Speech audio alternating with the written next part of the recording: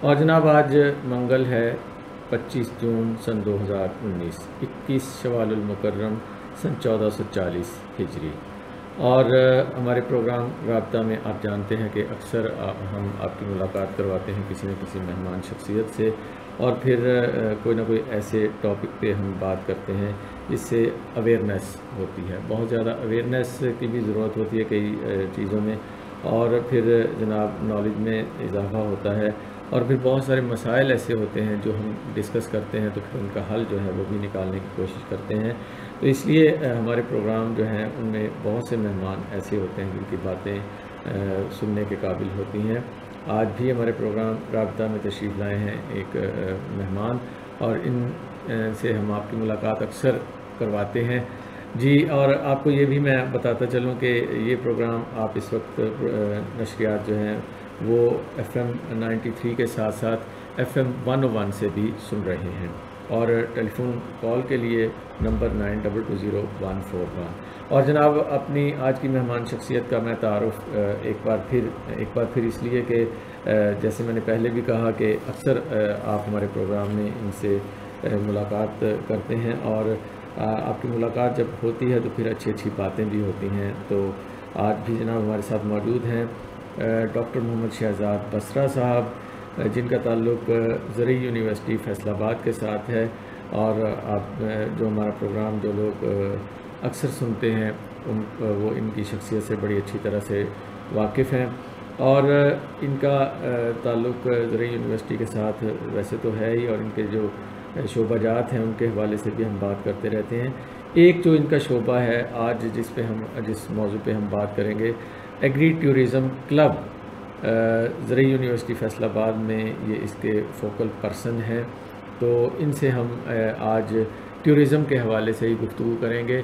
और इससे पहले कि इनसे गुफ्तगू हम शुरू करें, आप भी जानते हैं कि हमारे वज़ीर आज़म पाकिस्तान जनाब इमरान ख़ान ने भी टूरिज़म का जो डिपार्टमेंट है और फिर टूरिज़म की अहमियत के हवाले से भी इसके बारे में बहुत ज़ोर दिया है, और इसकी अफादियत और इससे हम क्या फ़वाइद हासिल कर सकते हैं, पाकिस्तान को इससे क्या फ़ायदा हो सकता है, और फिर ज़र मुबादला के हवाले से भी इसको कितना फ़ायदा हो सकता है, और इसको आगे लेके इसको प्रमोट करके टूरिज़म को हम किस तरह से पाकिस्तान को तरक्की याफ्ता ममालिक की सफ़ में खड़ा कर सकते हैं।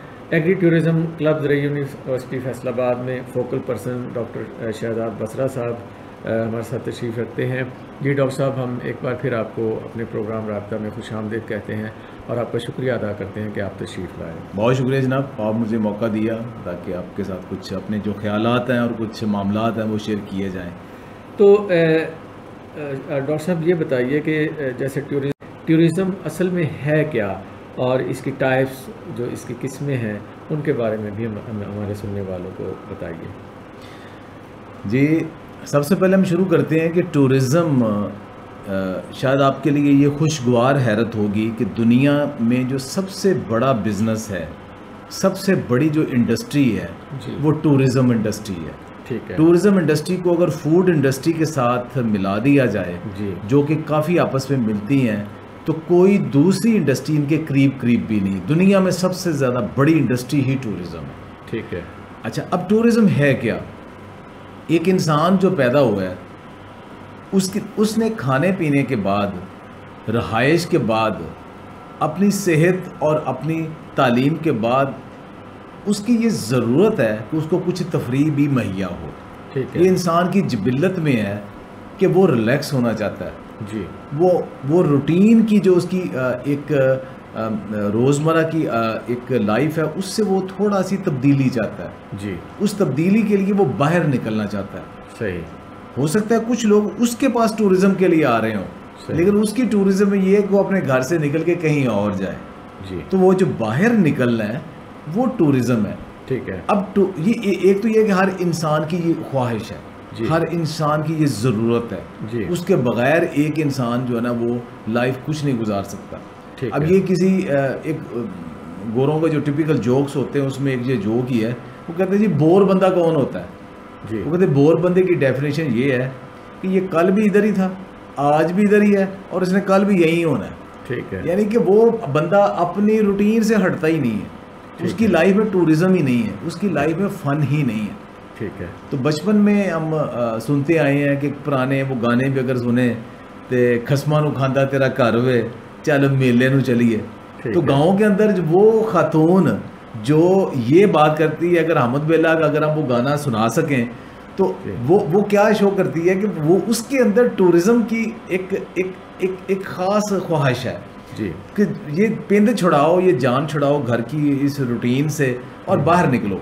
सही। और जो खान के गांव के अंदर जिसको कहा जाता था शौकड़ मेले दी, वो शौकड़ मेले दी असल में वही होती थी कि जो उस गांव की शहजाद बसरा थी, यानी कि वो जो टूरिज्म को वो पसंद करती थी, वो बाहर निकलती थी। अब टूरिज्म कितनी किस्मों की है जी। सबसे जो बड़ी किस्म है वो तो है रिक्रिएशन, कि आप एक विज़िट करते हैं एक जो आपको फैसिनेट करती है जी। जैसे हम गर्म इलाकों के लोगों के लिए एक बहुत बड़ी चीज़ फैसिनेट करती है कि इस गर्मी के आलम में भी पहाड़ हो ठंड हो तो हमें वो बहुत ज़्यादा फैसिनेट करती है, हमारे लिए वो बड़ी है। ठीक है। अच्छा, जो आप ठंडे इलाकों के रहने वाले हैं उनके लिए तो पहाड़ और ठंड वो इतनी मैटर नहीं करती, उनके लिए होगा कि हम इससे हटके कोई चीज़ देखें, डिफरेंट देखें जी। उनके लिए शायद लाहौर ज़्यादा फैसिनेट करता हो। सही। जो कागान सबात के लोग हैं ना, ठीक है। तो एक तो ये कि अपने घर से निकल के एक आप तफरी लेने के सफ़र करते हैं, सफ़र वसीला ज़फ़र भी है और आपको रिलैक्स भी करता है। ठीक एक है। तो ये कि आप एक जगह से दूसरी जगह जाते हैं, अब वो जगह दूसरी जगह जब जाते हैं और उसका मेन मकसद ये होता है कि हम अपनी रूटीन से हट के थोड़ा रिलैक्स इंजॉय करना है, मेन मकसद, कारोबार नहीं मेन मकसद होता। जी जी। अच्छा, अब आप उसमें सफ़र भी करते हैं, नई जगह भी देखते हैं, वहाँ रहते भी हैं जी। अब वो आप अफोर्ड कितना करते हैं कि घर से निकल के आप पैदल या साइकिल पे अफोर्ड करते हैं, मोटरसाइकिल पे अफोर्ड करते हैं, गाड़ी पे अफोर्ड करते हैं, जहाज़ पे अफोर्ड करते हैं, आप अमेरिका जा सकते हैं, आप मरी जा सकते हैं, आप दूसरे शहर जा सकते हैं, कि शहर के अंदर ही कहीं जा सकते हैं। सही। अब ये आपका लेवल है कि आपकी कितना आप अफोर्ड करते हैं और कितना मैनेज करते हैं। सही। आप उसके साथ अकेले जाना चाहते हो, दोस्तों के साथ जाना चाहते हो, फैमिली के साथ जाना चाहते हो, ग्रुप के साथ जाना चाहते हो। एक तो दुनिया में सबसे बड़ा टूरिज्म ये है। ठीक है। अब इसके लिए मुल्क अपने आप को तैयार करते हैं। आपने सुना होगा स्विट्ज़रलैंड का नाम। जी। स्विट्ज़रलैंड एक टूरिज्म मुल्क है जी। अब हम ये भी साथ सुनते हैं जी कि हमारे शुमाली इलाके स्विट्ज़रलैंड से कहीं ज़्यादा खूबसूरत है, होते होंगे, ठीक है, बड़ी खूबसूरती है, लेकिन दुनिया सारी स्विट्ज़रलैंड पहुंचती जी। उन्होंने ऐसे हालात वहाँ रखे हैं, ऐसे खूबसूरत हालात रखे हैं कि लोग वहाँ पे आएँ। उनकी सबसे बड़ी इंडस्ट्री ही टूरिज़्म है। ठीक है। एक मुल्क पोर्टो रिको है। पोर्टो रिको ने क्या किया है कि उसने वीज़ा ही ख़त्म कर दिया जी। उसने कहा आपको किसी बंदे को वीज़े की ज़रूरत नहीं है, आप टिकट लें हमारे मुल्क में आ जाएं, और पूरा मुल्क उन्होंने तैयार कर लिया टूरिज़्म के लिए जी। और कहा वहाँ एयरपोर्ट पे आके वो सबको वीज़ा देते हैं, वहीं जाकर जो सिक्योरिटी चेक होती है वही होती है। पूरा मुल्क अब ये बड़ा अपकमिंग आ रहा है, उन्होंने सबसे पहला स्टेप ये किया, वीज़ा ख़त्म कर दिया। अच्छा, अब इसके अलावा थाईलैंड का आप नाम सुनते होंगे। थाईलैंड ने अपने पूरे मुल्क को टूरिज़्म के लिए तैयार किया जी। इस तरह पूरी दुनिया के अंदर ये टूरिज़्म एक तो ये हो रही। अब पाकिस्तान के अंदर भी बड़ी खूबसूरत जगह हैं, मौक़े हैं, सिक्योरिटी की वजह से अब बाहर से लोग कम आते हैं, पहले बहुत ज़्यादा आते थे। अब ये तो हो गई सबसे बड़ी किस्म जो रिक्रिएशन वाली है ना, आप ट्रैवल करके जाते हैं जी। इसके अलावा कुछ और टूरिज़म्स भी हैं, मसलन एजुकेशनल टूरिज़्म। मैं अपने मुल्क में ऐसी यूनिवर्सिटी हैं, जैसे दुनिया में सबसे बड़ी एजुकेशनल टूरिज़्म इंग्लैंड में होती है, अच्छा, फिर अमेरिका में है, फिर भारत में जी। इंग्लैंड ने ऐसी यूनिवर्सिटियां बना दी। इंग्लैंड की अब भी बहुत ज़्यादा इकोनॉमी एजुकेशनल टूरिज़्म के ऊपर है।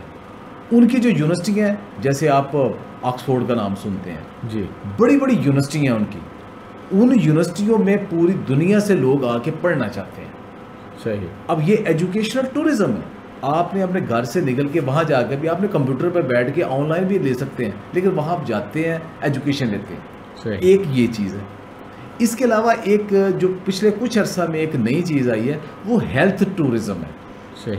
हेल्थ टूरिज़्म क्या है कि आपने फॉर एग्ज़ाम्पल कि किसी बंदे ने अपनी दांत का ही उसने कुछ स्केलिंग ही करानी है जी। यूरोप में, अमेरिका में डेंटिस्ट के पास टाइम बड़े बड़े महीनों बाद मिलता है, और वो इतना महंगा है कि वो मिन्नतें करते हैं कि हमें कुछ मिले।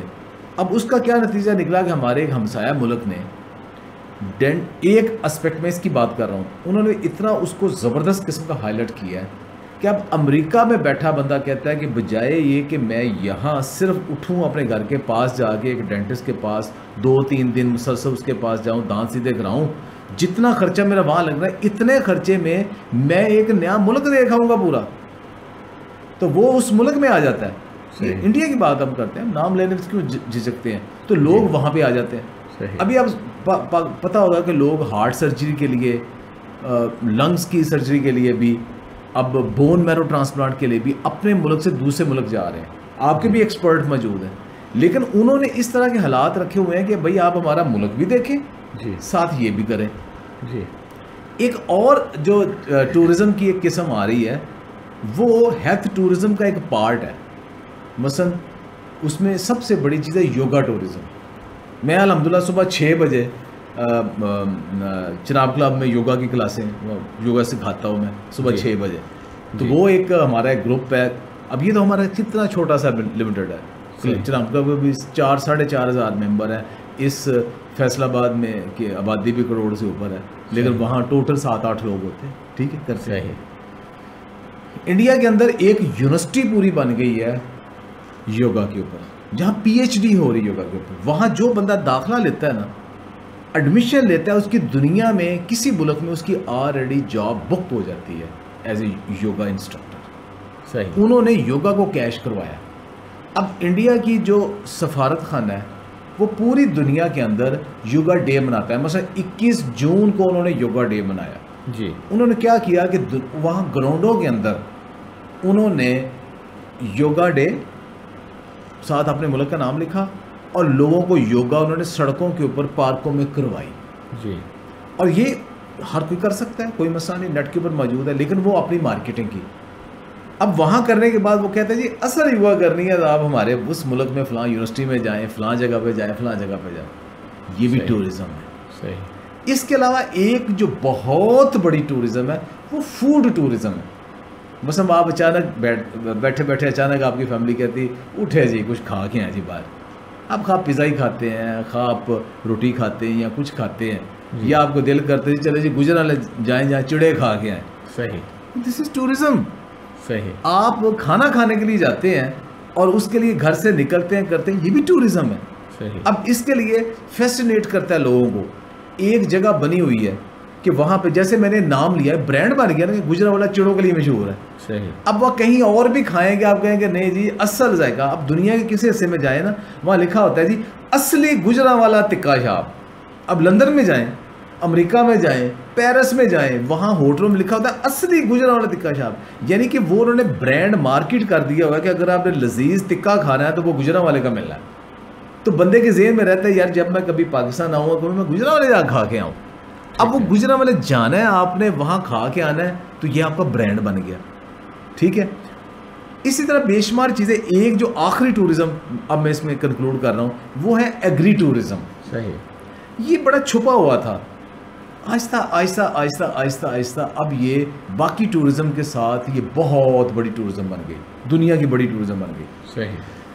इसके एग्जांपल मैं आपके क्या दूं कि हर किसी ने हॉलैंड का नाम सुना है और हॉलैंड के नाम के साथ ट्यूलिप का नाम भी सुना है। सही।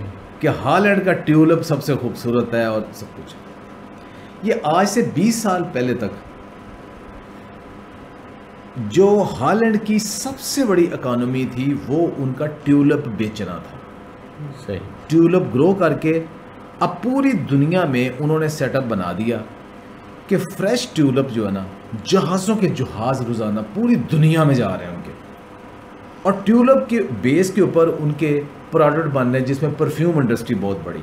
सही। और वो ट्यूलिप जाना शुरू हो गया पूरी दुनिया में।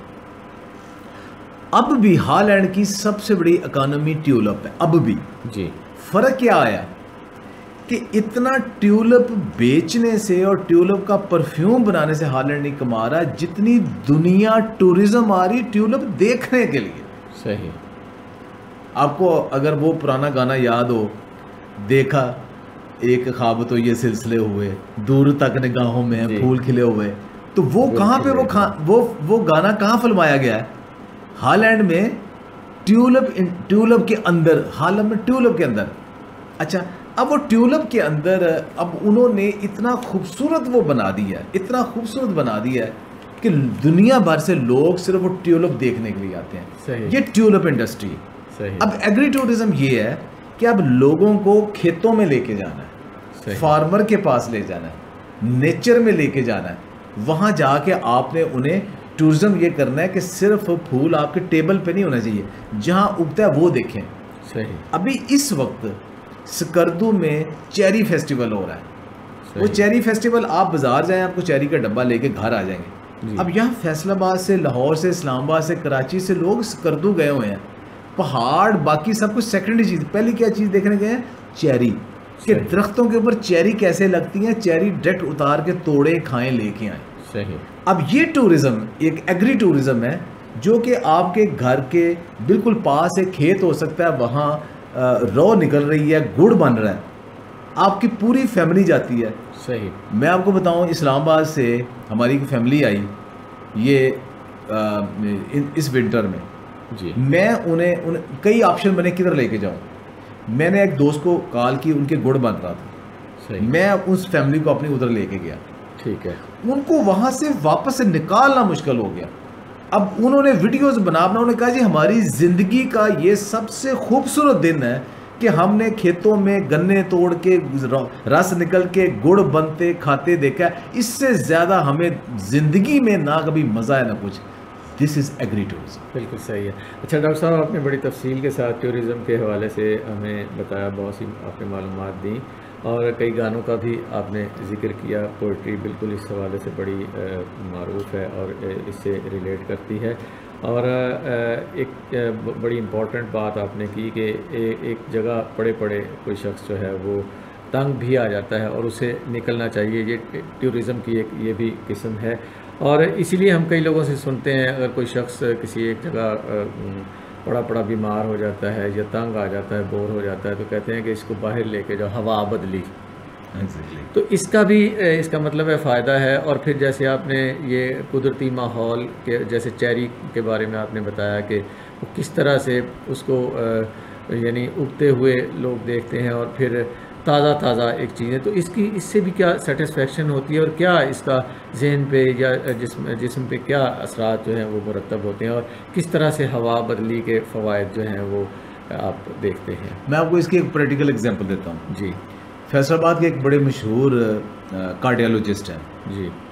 उन्होंने एक सिलसिला शुरू किया स्ट्रेस मैनेजमेंट। जी। कि लोग आजकल स्ट्रेस का शिकार हो के बीमारियों का शिकार हो रहे हैं। ठीक है। तो चूँकि उनका ज़रा पोर्टफोलियो अच्छा है, तो फ़ीस भी उन्होंने एक हफ्ते में रोज़ाना 2 घंटे का लेक्चर और उनकी ट्रेनिंग वर्कशॉप और एक अच्छे होटल में उन्होंने रखी, तो उनकी 25,000 फ़ीस थी। सही। 25,000 फ़ीस में, और उसमें वो लोग थे वो 40 से ज़्यादा थे। ठीक है। तो उनको रोज़ाना उन्होंने फैसलाबाद के एक बहुत बड़े होटल में उन्होंने उनका तीसरा दिन था जी। उनको ये स्ट्रेस मैनेजमेंट में ये बता रहे थे कि आप स्ट्रेस ना लिया करें, किन किन चीज़ों से आप स्ट्रेस नहीं ले सकते, आप कैसे बेहतर होना। तो उन्होंने तारिक तनवीर को और मुझे बुला लिया। ठीक है। तो हमने वहाँ उनके हालात देखे और हालात देखने के बाद कहा कि आप इन लोगों को स्ट्रेस मैनेज नहीं कर रहे, स्ट्रेस दे रहे हैं। सही। कि ये जो अब एयर कंडीशन चल रहा है, बाहर जनरेटर की आवाज़ आ रही है, कमरे में बंद किया हुआ है आपने, सारा कुछ कर रहे हैं। सही। तो हमने जो कुछ उधर बोला, दोनों ने, तारिक ने और मैंने, वो कहते जी आपने तो हमारा सारा बेड़ा करके क्या कहते हैं। हमने कहा जी कल आप कादर बख्श फार्म पे आ जाएं। बागे मोहब्बत, आप इन लोगों को 2 घंटे के लिए लेके आ जाएं। सही। वहाँ जाके जी हमने उन सब से सब्जियाँ तोड़वाई, हमने फूलों तोड़वाए उनसे जी। वहाँ कुकिंग करके वो तंदूरी चाय बना के उन्हें चाय पिलाई, वहाँ कैक्टस दिखाए उन्हें, वहाँ उन्हें हमने टूरिज़्म और जितने हमारी एक्टिविटी करते हैं कि पिक योर फ्रूट क्या है, किचन गार्डनिंग क्या है, रिलैक्स होने के लिए नेचर क्या है, पाम कैसे उगता है, ये नेचर के अंदर रखा, ग्राउंड में बिठा के उन्हें हमने हल्दी का कहवा पिलाया बस। सही। अब 2 घंटे के बाद उन्हें कहा जी कि अब बताएं कि स्ट्रेस मैनेजमेंट अब हुई है या पिछले 3 दिन जो आपको एक 5 स्टार होटल में कर रहे थे वहाँ हुए थे। उन सब लोगों ने कहा जी बाकी दिन हमारा लेक्चर इधर रखें। सही। तो ये जो है ना हवा बदली, बहुत सारी बीमारियों में डॉक्टर बाकायदा मरीज़ को, आपने बहुत खूबसूरत बात की, लफ्ज़ भी बड़ा सही यूज़ किया आपने, तो डॉक्टर खुद कहता है जी कि हवा बदली करवाएं, इन्हें यहाँ से ले के जाएँ कहीं, इनका ना माहौल बदले, लोग जो देखने के लिए बदले। मियाँ बीवी भी क्यों उकताते हैं जी, रोज़ एक दूसरे को देख के उकता जाते हैं ना, वो कहते हैं ना फिर दाएं बाएं जो है ना वो मतलब थोड़ा माहौल बदले, ये भी ना। सही, बिल्कुल सही है। तो डॉक्टर साहब कुछ हमारे सुनने वालों को बताइए कि पाकिस्तान में टूरिज़्म जो है इसका क्या स्टेटस है और किस तरह से लोगों को कितनी अवेयरनेस है इस हवाले से। देखिए जी, मैं इसको ना 2-3 एस्पेक्ट में ये बताऊंगा जी। पहला तो ये कि अल्हम्दुलिल्लाह पाकिस्तान दुनिया के उन खित्तों के अंदर है जहाँ टूरिज़्म के चांस दुनिया में सबसे ज़्यादा है। सही, किसी के साथ भी कंपेयर कर लें उससे ज़्यादा है। सही, पाकिस्तान में दुनिया की हाईएस्ट पीक्स मौजूद हैं केटो की, दुनिया की 10 हाईएस्ट पीक में से 6 पाकिस्तान के अंदर है। सही। अब वो जो आम बंदे के लिए नहीं है, सही, वो जो मॉनिटेरियन है, वो को पेमा है, ये उनके लिए फैसिनेट है, वो भी यहाँ पे आ सकते हैं। ठीक है। अच्छा, उसके अलावा हमारा जो कश्मीर और कागान, नारान और स्कर्दू, गिलगित बिल्तिस्तान और सारा हमारा शुमाली इलाका सारा बहुत बड़ा इलाका है जी। ये इतना खूबसूरत और इतना बड़ा इलाका है कि वो टूरिज़्म के लिहाज से एक कमाल की चीज़ है, जो अब के हमारे उधर बहुत ओवर क्राउडेड हो गया, अब हो चुका है। पहले वहाँ होता था कि वो उनका सीज़न चलता होता था 2 महीने, वो कहते होते थे हमारा सीज़न शुरू होता है अप्रैल से शुरू होता है और बारिशें शुरू होने तक रहता है, फिर ख़त्म हो जाता है, मतलब 15 मई तक, 15 जुलाई तक रहता है। सही। अब सारा साल आप जाएँ वहाँ आपको लोग नज़र आएंगे। एक तो ये कि हमारा ये इलाका बहुत बड़ा है जी, लेकिन बहुत सारे इलाके जो है ना वो इग्नोर्ड है, जिसमें थोड़ा थोड़ा टूरिज़्म अब हो रहा है। मसलन हमारा डेजर्ट, द्रावड़ फोर्ट और उसके साथ रात बसर करना, अब जीप रैली की वजह से लोग आना शुरू हो गए हैं जी। आप कभी द्रावड़ फोर्ट के साये में वहाँ रात बसर करें गर्मियों के अंदर जी, तो आप देखेंगे कि जो खूबसूरती उस माहौल में आपको नज़र आएगी वो कहीं नज़र नहीं आएगी जी। हमारा ग्वादर के साथ जो पोर्ट है, अमेरिका का एक सैन फ्रांसिस्को से लेके तो लॉस एंजलिस तक एक उनकी PCH हाईवे है जी, कि पैसिफिक कोस्टल हाईवे जी। अब वो क्या, उन्होंने एक सड़क बना दी बस। अब उस सड़क के ऊपर वो 16 घंटे की ड्राइव है। अब वो सड़क चला रहे हैं, एक तरफ समंदर है और एक तरफ मुसलसल कभी बर्फीले पहाड़ आ जाते हैं, कभी डेजर्ट आ जाता है जी, कभी जंगल आ जाता है, कभी पाइन, कभी कुछ मुसलसल, यानी आपको एक लम्हा बोर नहीं होते। सही। और हर जगह भी दिल करता है अब रुक जाए। वो कहते हैं PCH 1 से भी ज़्यादा खूबसूरत जो ग्वादर की जो आपकी हाईवे है ना समंदर के साथ, वो कहते हैं उससे भी खूबसूरत है। मैंने नहीं देखी। सही। वहाँ अल्लाह करे सिक्योरिटी के चांसेस जो हालात थोड़े बेहतर हो जाए, वो एक इंतहाई खूबसूरत है। बिल्कुल सही। अच्छा, पूरे पाकिस्तान के अंदर बेशुमार जगह हैं। एक जगह जो शायद हम पहले डिस्कस करना थोड़ी सी भूल गए, वो ये है कि हिस्टोरिकल। देखिए एक चीज़ है ना कि आप पहाड़, ठंड वो देखना चाहते हैं, एक ये है कि आप दरिया देखना चाहते हैं। 5 दरिया हैं पाकिस्तान के अंदर, ब्यूटीफुल। एक ये है कि आप सहरा देखना चाहते हैं जी। एक ये है कि आप बड़ा शहर मार्च ये वो देखना चाहते हैं। लेकिन एक और चीज़ भी है, हिस्टोरिकल प्लेसेस। सही। अमेरिका के क़याम के दौरान ख़ास तौर पे मैंने देखा, एक जगह पे गए, क्या है जी, वहाँ उन्होंने कहा जी कि यहाँ एक ये पत्थर था, इस पत्थर के ऊपर वो फ़लाँ रेड इंडियन कबीला जो था ना वो आया था, उन्होंने यहाँ लैंड किया था, यहाँ गए, यहाँ से वो जंग शुरू हुई, सारा कुछ किया। तो वहाँ क्या पड़ा है, एक पत्थर पड़ा है, 2-4 चीज़ें पड़ी हैं, उन्होंने एक ना छोटा सा म्यूज़ियम बना दिया साथ। उस म्यूज़ियम के अंदर उन्होंने उसकी तस्वीरें, उसके साथ उसके गिफ्ट, वो की रिंग, लॉकर्स, चेन, पेंटिंग, सारा उस चीज़ की बना दी है। साथ उन्होंने वॉशरूम अच्छे बना दिए, टक शॉप अच्छे बना दिए, सब कुछ बना दिए, साथ ग्राउंड एक बना दिया। अब लोग वहाँ से वो देखने के लिए आ रहे हैं। सही। हमारे यहाँ कल्चर इतना रिच है। लाहौर बंदा जाता है, अब लाहौर में टूरिज़्म डिपार्टमेंट वालों ने एक बहुत खूबसूरत चीज़ शुरू की है, वो उन्होंने रंगीला रिक्शा के नाम से शुरू किया है। एक रंगीला रिक्शा है और एक उन्हें टूरिज़्म बस शुरू की है। वो रंगीला रिक्शा इसलिए शुरू किया है, वो चिंगची टाइप रिक्शा है लेकिन बड़ा खूबसूरत, वो गलियों के अंदर फिरता है, अंदरून लाहौर जो पुराने बाजार थे, गेट थे, वो दिखाता है। वो कहीं दिखाता है पार्टी, कहीं लोहारी, कहीं कुछ। अब वहाँ आपको पहाड़ और दरिया भूल जाते हैं आप। जब आपको पता चलता है ना कि हिस्ट्री लाहौर की क्या है, ये वर्ल्ड सिटी क्या था, अब आप उसको दिखाते हैं, अब उसमें फिरते हैं। अब गवर्नमेंट ने क्या करना है कि उसको फैसिलिटेट अब कर रहे हैं, उसको हाईलाइट कर रहे हैं कि इन चीज़ों को प्रिजर्व करें।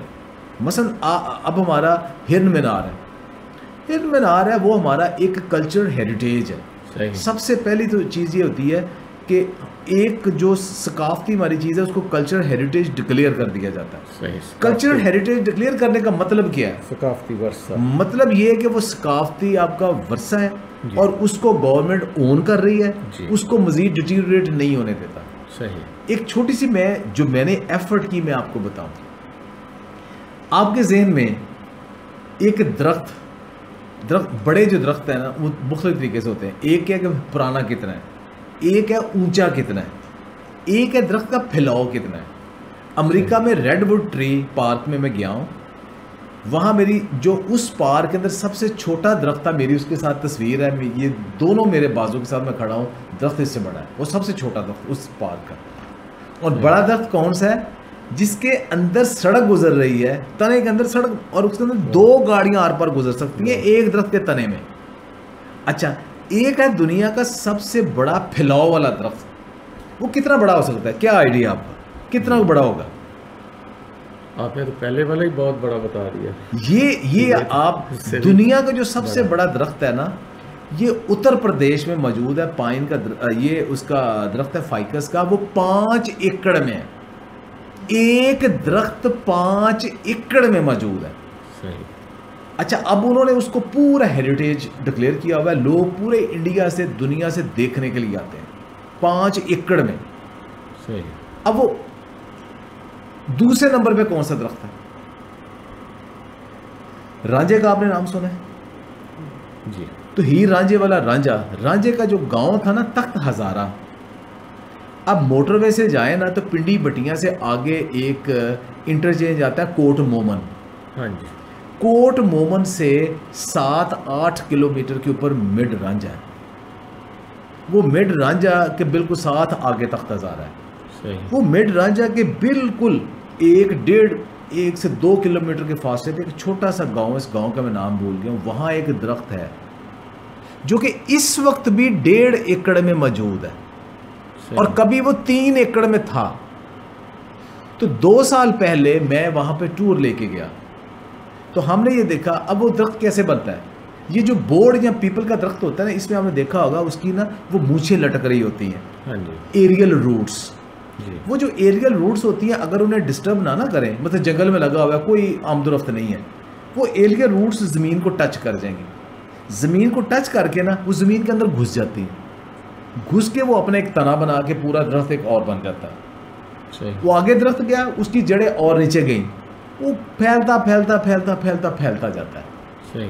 और एक वक्त आता है कि आप आइडेंटिफाई नहीं कर पाते कि इसका पहला तना कौन सा था, दूसरा, ये पता ही नहीं चलता, इतने बड़े बड़े हो जाते हैं। सही। तो 1.5 एकड़ में मिड रांझा के पास दरख्त अब भी मौजूद है। जब हम वहां गए, गाय भैंसे गधे वहां बधे हुए, वो उपले लोगों ने लगाए हुए, एक छोटा सा मज़ार बना हुआ, और उसमें हमें नज़र आया कि उस दरख्त के कुछ पार्ट घरों के अंदर है, लोगों ने चारदीवारी कर ली, इसका मतलब उसको काटना शुरू कर दिया। अच्छा। और कुछ तने कटे हुए थे। सही। मैंने फ़ौरन सोशल मीडिया के ऊपर उसको हाईलाइट किया। वहाँ से भी मैंने जो असिस्टेंट कमिश्नर थे कोट मोमन के, उनको रब्ता किया। मैंने कहा कि भाई ये दुनिया का दूसरा बड़ा दरख्त है, ये इसको नेशनल हेरिटेज डिक्लेयर करें, और आपके तहसील के अंदर है, मोटरवे के ऊपर मोटा सा तस्वीर लगाएं और लिख के लगाएं कि दुनिया का दूसरा बड़ा दरख्त 1.5 एकड़ के ऊपर यहाँ से 8 किलोमीटर में मौजूद है, वहाँ लोगों को फैसिलिटेट करें। सही। अब उसके बाद उन्होंने जो किया वो ये किया, उन्होंने वहाँ 4 दीवारी बना दी कि ताकि और उसके लोकल पटवारी को बाकी कह दिया कि इससे आगे अब कोई ना जाए जी। तो वो कम से कम अब ना वो 2-2, 3-3 फुट की 4 दीवारी अब मौजूद। मैं ये कुछ चंद माह पहले वहाँ गया हूँ। तो देखिए अब वो क्या है, अब हमने प्रमोट कैसे करना है, टूरिज्म डिपार्टमेंट कैसे प्रमोट करे। टूरिज्म डिपार्टमेंट यहाँ स्कूलों, कॉलेजों, हर जगह पे पूरे पाकिस्तान में बताया कि दुनिया का दूसरा सबसे बड़ा दरख्त 1.5 एकड़ के अंदर दरख्त मौजूद है, वो पाकिस्तान के अंदर मौजूद है। 7 लोगों को बताए कि जहाँ रांझा पैदा हुआ था वो, और रांझे का मज़ार भी वहाँ के पास है, और वहाँ फिर एक इंतहाई प्राइवेट खूबसूरत एक मस्जिद है, देखने के लायक तलक रखती है। वहाँ बैम्बू के इतने बड़े गार्डन है कि आप पागल हो जाए देखे। लीची के इतने बड़े गार्डन है कि आप वहाँ जाके तो आप जाएं, आपके यहाँ पे निकलना नहीं। उस पूरे इलाके को हेरिटेज डिक्लेयर करके आप अनाउंस करें, वहाँ टूर्स लेके, हम प्राइवेटली वहाँ टूर्स ले, मैं 3 दफ़ा वहाँ पे टूर लेके गया। लोग उस दरख्त को देख के, उस लीची के बागात को देख के, और जो बांस के बागात को देख के, मस्जिद को देख के, मिड रांझा, रांझे के इलाका सारा देख के इंतहाई खुश होकर वापस आते हैं। This is tourism, how we can promote. अब फैसलाबाद में क्या कर सकते हैं, इसके बाद बात करें। बिल्कुल सही है जी, बिल्कुल गुफ्तगू आपसे जारी रहेगी। डॉक्टर साहब, सामीन प्रोग्राम राबता आपके लिए पेश किया जा रहा है रेडियो पाकिस्तान फैसलाबाद FM 93 के स्टूडियो से।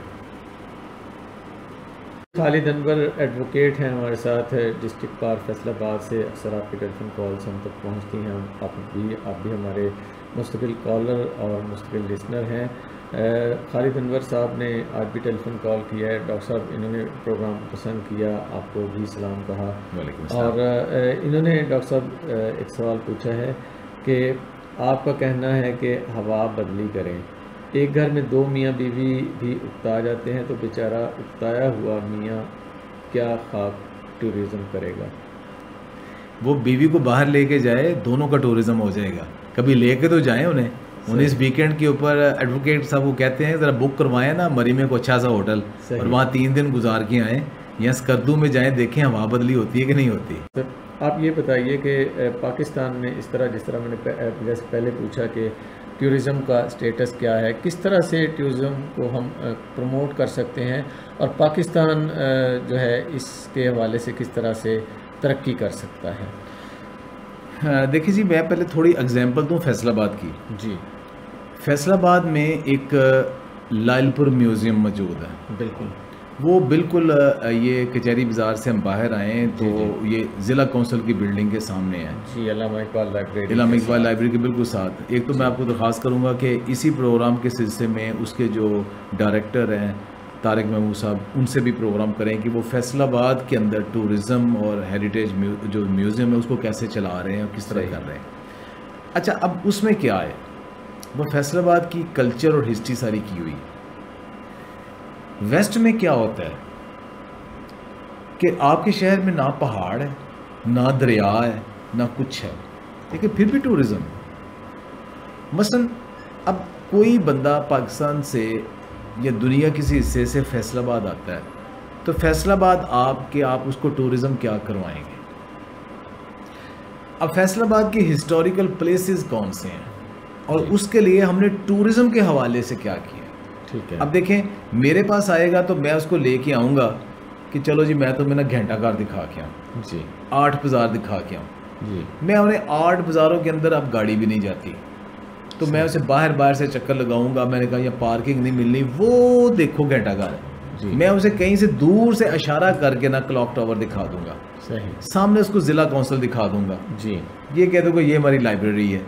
उसके बाद आगे चला गया, मैंने कहा ये गुमटी है, उस गुमटी के साथ कहीं पार्किंग की जगह नहीं है, मैं उसको सिर्फ इशारतन बता दूंगा कि ये भी हमारी गुमटी है। सही। अच्छा, उसके बाद फिर मैं कहूँगा कि ये बाग जना है जी, ये गोरों ने बनाया था, उसके साथ एक लेडी बाग बनाया था। ये बागे जना जो है ना, इसके अंदर एक मोमेंटम बना हुआ है पुराना, जी, मॉन्यूमेंट सॉरी बना हुआ है पुराना, जो कि सर जेम्स लायल के हाथ का बना हुआ है। सही, एक फाउंटेन भी है, एक वो भी है। जी, अब ये जिस बंदे ने फैसलाबाद इनाग्रेट किया था, बनाया था, उसने ये रखा था। इसके अलावा चनाब क्लब था, उसका एक्सकर्शन के लिए उसने बनाया था जी। और लायलपुर का पुराना नाम जो था ना, वो फैसलाबाद से पहले लायलपुर और लायलपुर से पहले एक नाम था माड़ी पतन था। जो असल फैसलाबाद का पुराना नाम वो माड़ी पतन है, वो लायलपुर नहीं है जी। अच्छा, वो माड़ी पतन था। माड़ी पतन में सर जेम्स लायल आया था। और अगर आप किनार रोड पे जाएं, आपको आगे एक माड़ी पतन का एक एनक्लेव नज़र आएगा, वहाँ लिखा हुआ है, बोर्ड लिखा हुआ है जी। अब मैं बताना आपको ये चाह रहा हूँ कि अगर कोई बंदा फैसलाबाद आता है ना, तो मैं उसे असल टूरिज़्म करवानी फैसलाबाद की। सही। तो सबसे पहले क्या होगा कि सबसे पहले ये कि अगर मैं 8 बाज़ारों के अंदर आऊँ तो वहाँ जो म्यूज़ियम है वो ऐसा होना चाहिए कि वहाँ 8 बाज़ारों की हिस्ट्री, क्लॉक टावर, उसके साथ उसको कुछ सोवेनियर्स, उसकी सारी हिस्ट्री मौजूद होनी चाहिए ताकि वो देख के बाहर जाए। फिर माड़ी पतन का, बागे जना का सारा, यानी इसकी तैयारी हमने ये करनी है, इसको ही तैयारी करूँ। अच्छा, अब हर बंदे को पता है जी कि फैसलाबाद के ये जाए एक खोड़ियाँ वाला है जी। अब खोड़ियाँ वाला क्या है? वो है खूह रड़ियाँ वाला। सही। वहाँ रड़ियाँ यानी खुले मैदान, 2 रड़े मैदान होते थे, उसके अंदर एक कुआं होता था जहाँ पुराने ज़माने के जो काफ़िले आते थे वहाँ पानी पिया करते थे जी। तो ये राना अदरीस साहब थे जहाँ उस वक्त MP है, तो मैंने उन्हें कहा था कि वो खूह तलाश करे कौन सा है। सही। उन्होंने वो कुआं तलाश किया, उसके अंदर 4 दीवारी कर दी, 4 दीवारी करके प्रिजर्व कर दी कि ये जो खोड़ियाँ वाला है, ये एक्चुअली खूह रड़ियाँ वाला है, वो ये कुआं है, कम अज़ कम उसको प्रिजर्व करें। तो पहली ये चीज़ है कि टूरिज़्म जो करना है प्रिजर्व करना है। अब टूरिज़्म के साथ कौन कौन सी इंडस्ट्री चलती है जी? लालू प्रसाद इंडिया में जब रेलवे का वज़ीर बना तो उसने क्या किया कि उसने वो खुद वो कुम्हार फैमिली से था, उसने ये लाजमी कर दिया कि हर स्टेशन के ऊपर सिर्फ कच्चे बर्तनों में, प्यालों में, मिट्टी के प्यालों में गिलास से कच्चे बर्तन इस्तेमाल होने जी, दूसरे नहीं इस्तेमाल होने। पूरे इंडिया में इतनी बड़ी जो टूरिज्म इंडस्ट्री खड़ी होगी, हर स्टेशन के साथ कुम्हार आके बैठ के बर्तन बनाने शुरू कर दिए जी। तो ये हमने तैयारी करनी है। हमारा जो डिपार्टमेंट है अब agri tourism development corporation Pakistan, वो पाकिस्तान के जो टूरिज्म डिपार्टमेंट के साथ मिलके अब इसको प्रमोट करने की कोशिश कर रहे हैं। बिल्कुल सही है जी। डॉक्टर शहजाद बसरा साहब हमारे साथ आज के प्रोग्राम राब्ता में तशरीफ़ फरमा थे। इनसे बड़ी अच्छी डिस्कशन हुई टूरिज़म के हवाले से। आप जानते हैं इनका ताल्लुक़ ज़रई यूनिवर्सिटी फैसलाबाद के साथ और agri tourism club Zarai university Faisalabad में ये इसके फोकल पर्सन। और डॉक्टर साहब, हम एक बार फिर आपका बहुत बहुत शुक्रिया अदा करते हैं। बहुत सारी बातें अभी आपसे होने वाली हैं, लेकिन किसी और प्रोग्राम में ज़रूर आपको मौका देंगे, ज़रूर इनवाइट करेंगे। आपका बेहद शुक्रिया, आप तशरीफ़ लाए। और जाते जाते पक्की माड़ी असल नाम यहाँ का रिहायशी हूँ महमूद अख्तर, इन्होंने टेलीफोन कॉल की है। बहुत शुक्रिया जी आपका। सामीन, इसी के साथ हमारे आज के प्रोग्राम राब्ता का वक्त ख़त्म हुआ। आप सबके लिए यही दुआ कि आप जहाँ रहें खुश रहें और हमें भी अपनी दुआ में याद रखें।